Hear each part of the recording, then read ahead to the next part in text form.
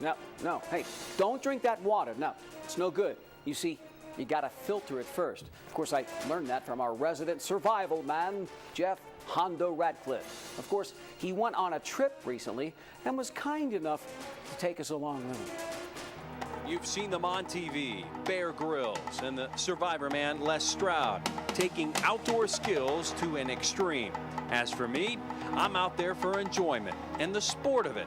Backpacking and climbing mountains is about passion. It's about endurance and achieving my personal goal of reaching the highest summit in each of the 50 states. It's called high pointing, a pastime I share with thousands. Join me in the backcountry as I try to tackle two biggies in one trip.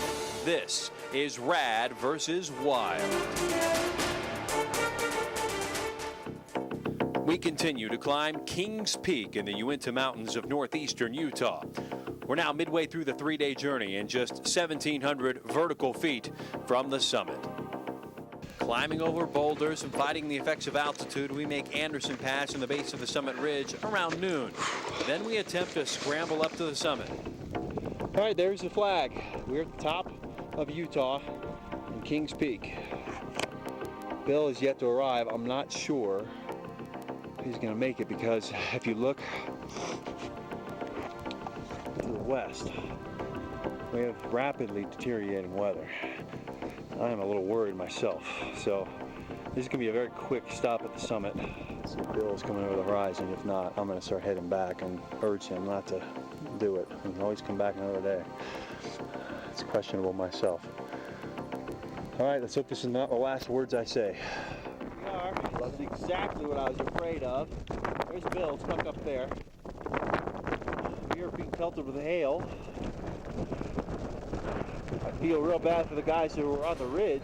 We actually got down a little bit. I feel very fortunate to survive the storm, as lightning has killed 7 climbers in the high Uintas since 1954. After a long ankle-breaking descent and a harrowing glissade down a steep scree field, we stagger into camp, totally spent and ready for some sleep. Day 3 dawns, as does the desire for a drink. This cold mountain stream is inviting and will provide refreshment. But be careful to filter and or purify any water you drink. As clean and clear as this may look, Giardia and Cryptosporidium are intestinal souvenirs you do not want to bring home.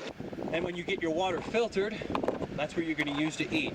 Because I'm not Bear Grylls, I'm not going to bite the head off a frog or, you know, poach an eyeball of a dead sheep.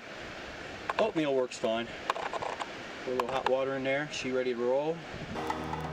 Well, now that we're properly hydrated and our bellies are nice and full, it's time to make the 6-mile trek back to the trailhead and say goodbye to the beautiful Uinta Mountains of Utah. One high point down, another one to go tomorrow. We go to Idaho and Bora Peak. This has been Rad versus Wild. Don't you just love it? That's for sure. Stay tuned next Wednesday night for part 3 of Rad versus Wild.